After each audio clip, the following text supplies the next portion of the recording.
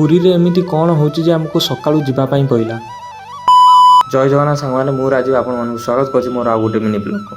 भाई आज हम सकाळू सकाळू मु आ निहार हम बाहरी गलु कोडी कि ना हम ऑफिस काहे ना आज हमर शूट थिला कोडी ना पुरी।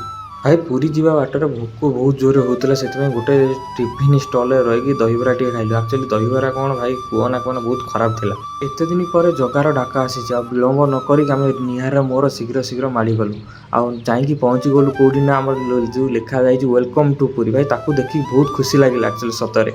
आम सेठू बाहर के आम पहुँचलु डायरेक्ट रूम चेकिंग करके रूम टा गोटे भल भाव देखिकी लगेज रखिकी सांगे सांगे आम बाहरी गलु मंदिर सामना को कहीं मंदिर सामने आमर किसी सर्ट नवार था। मंदिर किसी सर्ट नहीं सेठू आम बाहरी गलु कौटी कि ना समुद्र कूल भी सर्ट नवार था।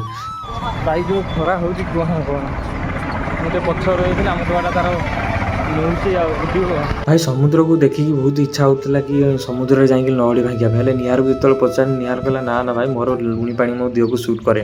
समुद्र कम सारिकी पुणी बाहरी आसिलु कौटी कि ना मंदिर पाखे भाई पहुँचला बेलू शोष बहुत जोर होता टंक तोराणी दिया होता।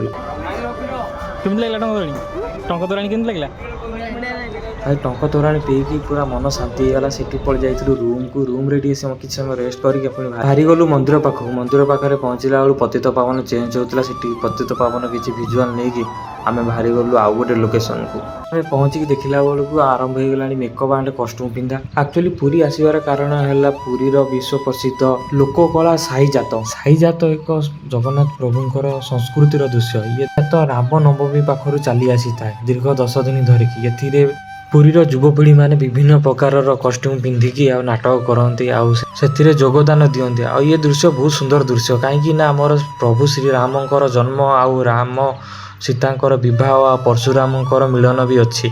आपको देखिकी भाई बहुत मुझे खुशी लगे कहीं प्रथम थर सब ये जिनस देखुची। ता सहित भी भाई ये रावण वध भी अच्छी। आउ ये जात फुल राति जाक चले आ सहित भी लोक मैंने भी भाग नियंती आउ भल भाव आपको एंजॉय भी करती। आउ यहीपरी थिला आज पुरीर साई जातर वीडियो आम जानी आपण मानू केमिति कौन लगी मत आशा लगुच आप भल लगी मो आईटा को फॉलो करेंगे मो यूट्यूब चैनल सब्सक्राइब करेंगे। आ ब्लॉगटा आज ये एंड होची आपन भल लगी लाइक करेंगे शेयर करेंगे सब्सक्राइब करेंगे।